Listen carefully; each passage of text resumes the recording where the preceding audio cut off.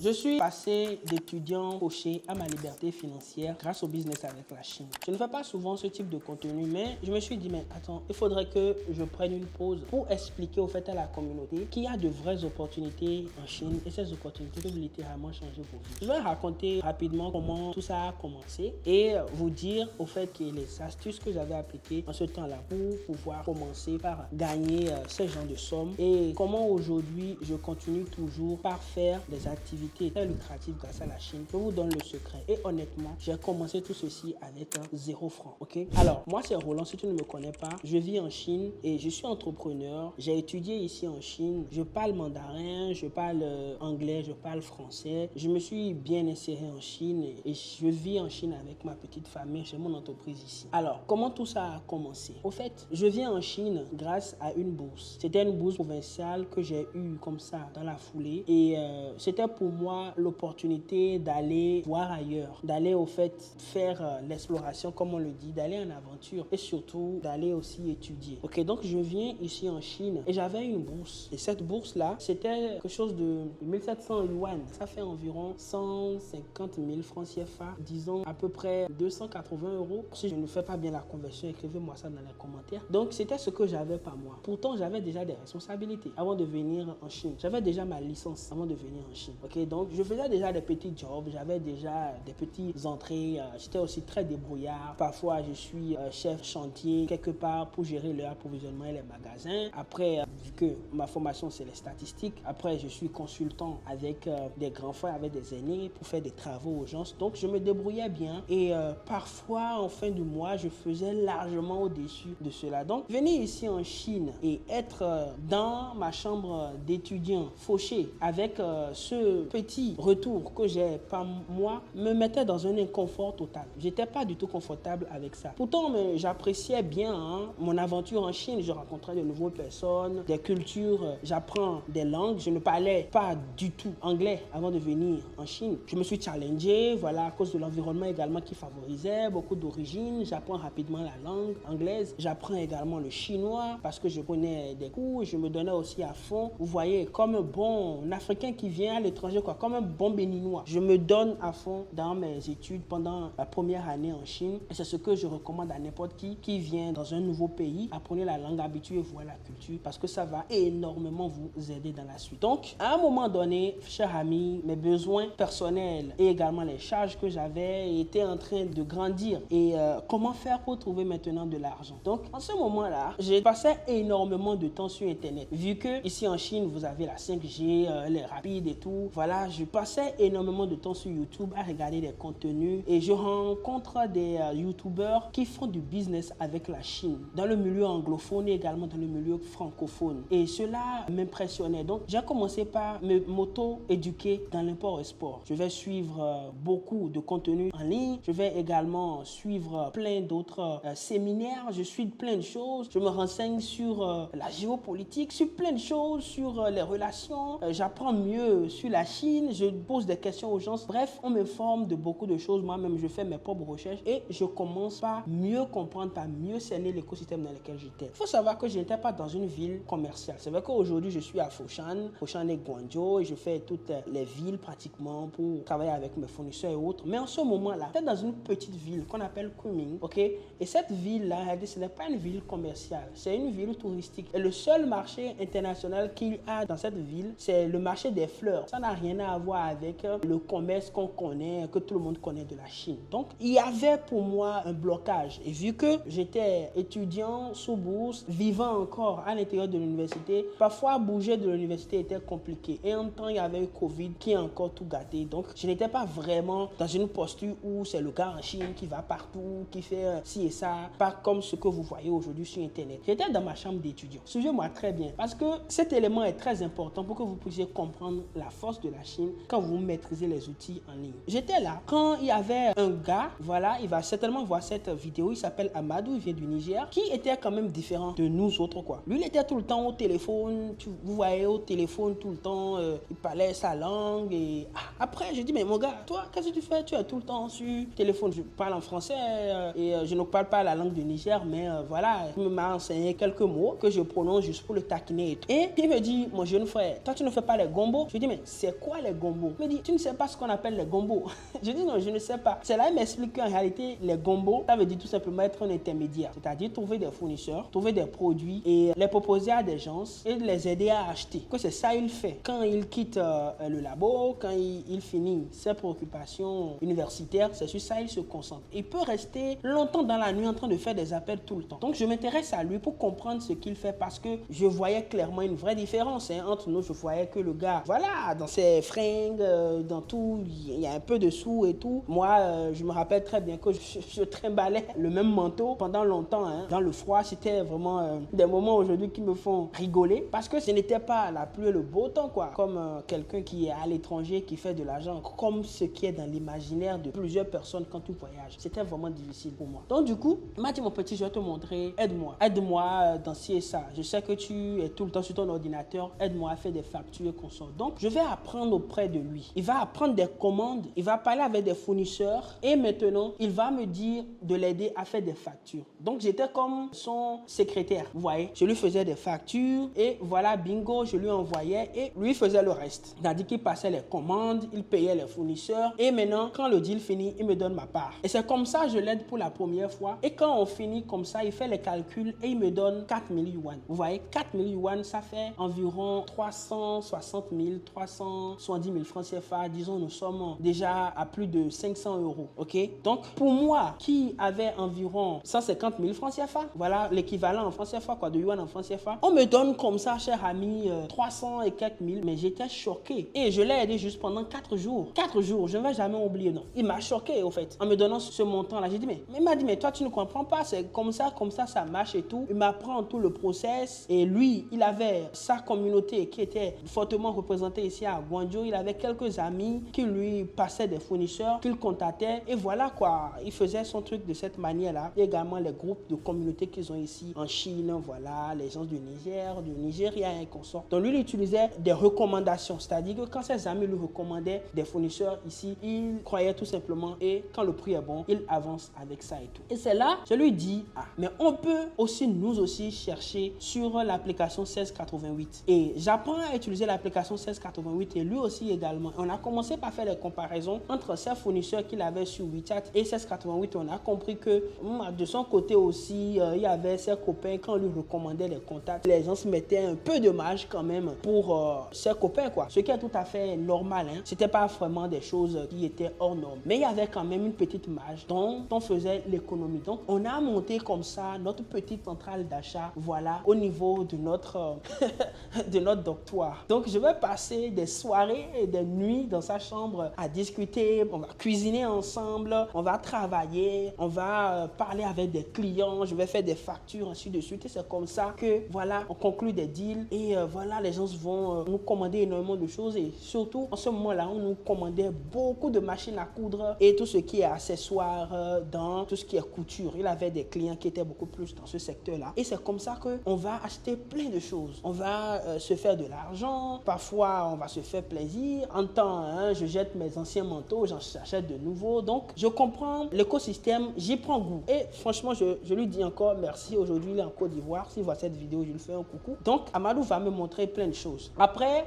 il devrait bouger parce que, voilà, en temps, c'était une université médicale. Moi, je suis du côté statistique. Lui, il est du côté de l'intervention. Il doit continuer ses stages un peu plus loin de l'université. Donc, on n'est plus dans le même lieu géographique. On essaie de se voir par week-end, mais la distance fait qu'on ne se voit plus trop souvent. Donc, je me retrouve tout seul et je commence maintenant à repliquer ce que j'ai appris auprès de Amadou. Je commence comme ça par contacter les gens que je connaissais par WhatsApp. Donc, je dis, je suis en Chine, hein, si vous voulez quelque chose, appelez-moi. Je fais des statuts. Ainsi de suite, je prends les photos de ce qu'on avait déjà envoyé ensemble. Je mets sur mes statuts. Comme ça, et par recommandation, comme ça, puis je trouve mon premier client qui était une ancienne camarade de classe qui me dit, je veux des sous-vêtements, on va commencer mollo, achète des sous-vêtements pour moi et tout. Bingo, je lui achète les sous-vêtements, je me rappelle très bien, c'est une valeur de 50 000 francs CFA que je lui envoie, je gagne une petite commission et après, elle aussi, elle crée des groupes WhatsApp de son côté, elle commence par regrouper des commandes et maintenant, elle m'envoie des commandes, vous voyez? Donc du coup, je suis devenu celui-là qui fournissait beaucoup de groupes au Bénin qui rassemblait des commandes, voilà, et pour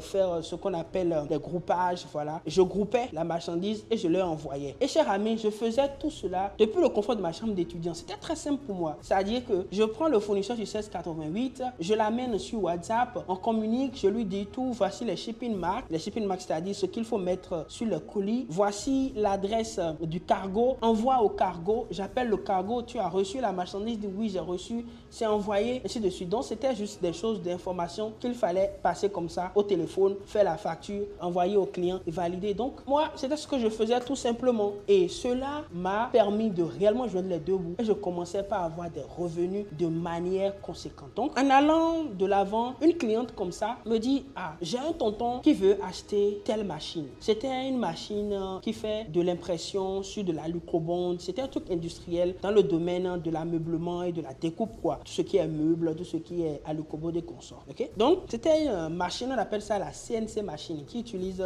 le laser pour pouvoir faire de la découpe. Donc, elle me dit, voilà, je veux ceci. Je dis, non, il n'y a pas de problème, je vais t'aider. Donc, je vais commencer par me renseigner. Et pour ça, cher ami, je suis allé apprendre comment on achète les machines. Vous voyez? Et j'ai appris le sourcing de manière beaucoup plus approfondie grâce à du contenu sur YouTube, sur YouTube, mais beaucoup plus de contenu anglophone et tout, pour apprendre les subtilités, pour pouvoir acheter de manière efficace chez des fournisseurs ici en Chine, surtout des machines. Donc, j'étais apprêté. Voilà, je me suis bien apprêté. Elle m'a envoyé la photo et les détails. J'ai fait ce qu'on appelle une RFQ, c'est-à-dire une demande claire que j'ai envoyée à des usines. J'ai fait la comparaison des prix et j'ai sélectionné une usine. Cette usine, jusqu'à aujourd'hui, nous sommes encore des amis. Une usine qui était en ce moment-là à Shandong, dans la province de Shandong. Voilà. Et justement, j'ai pu acheter cette machine que j'ai envoyée au Bénin. C'était vraiment un succès pour moi. J'étais vraiment fier de moi, cher ami. C'était quelque chose qui m'a beaucoup plu. Et j'ai vu que oui, à part le fait de grouper les marchandises, les sacs, il y avait plein de choses que j'achetais. J'ai trouvé beaucoup plus de sens au fait d'acheter des machines parce qu'à la fois, je voyais l'impact que cela pouvait avoir dans le business de la personne, au fait, la valeur ajoutée réelle que j'apportais, ce que j'apportais sur la table et tout. Du coup, cher ami, je commence comme ça et de recommandation en recommandation encore, je m'intéresse à mieux comprendre comment fonctionne la négociation. Je commence par avoir des exemples de plus grande ambition. Comment faire, par exemple, le négoce de matières premières, les choses de ce genre. Donc, du coup, je m'intéresse à une formation. Je prends la formation par rapport à comment on fait de l'export parce que j'entends que, ouais, les Chinois achètent beaucoup de soja, achètent des ci et des ça. Donc, j'apprends. J'apprends comme ça parce que, en temps, je faisais des économies. J'avais le moyen de financer cette formation-là. J'étais vraiment frileux des formations. Donc, j'achète cette formation. Ça m'a coûté $3,000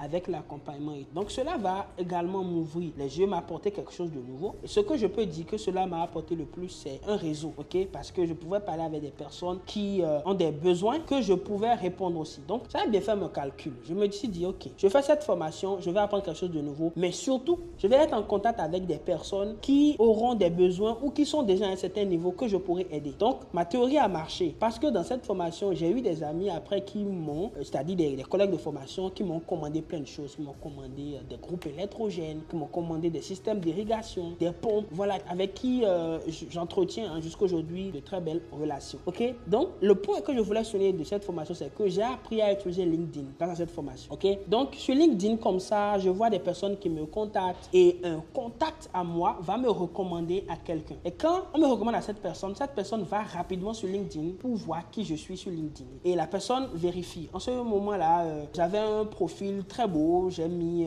voilà, moi avec des collègues chinois. En tout cas, j'ai fait un branding, voilà, cool quoi, chill et tout. Et il ne savait pas que c'était juste un jeune homme qui était dans sa petite chambre d'étudiant avec qui il discutait. Donc, cette personne me contacte, bingo, on a une bonne affinité, le courant passe très bien. Et voilà, il me fait d'abord une première commande. Il me demande de lui acheter une machine qui permet d'aspirer le béton. Il me commande aussi après une machine à briques. Et vraiment une grosse machine à briques d'une très bonne capacité. Et j'achète cela rapidement, je lui envoie, il est satisfait. Et en temps, je lui vends aussi un groupe électrogène de grande capacité, aussi de petite capacité. Et il était juste satisfait. Et pendant longtemps, lui, il cherchait quelqu'un comme moi en Chine pour l'aider, pour faire ses affaires. Alors, qu'est-ce qui va se passer? Ce monsieur va maintenant m'amener un projet. Et ce projet-là, cher ami, qui m'ouvre les yeux sur le domaine de la machinerie lourde et qui va m'amener, cher ami, à faire mes premiers 30 000 € en un seul deal seulement. En même temps, voilà,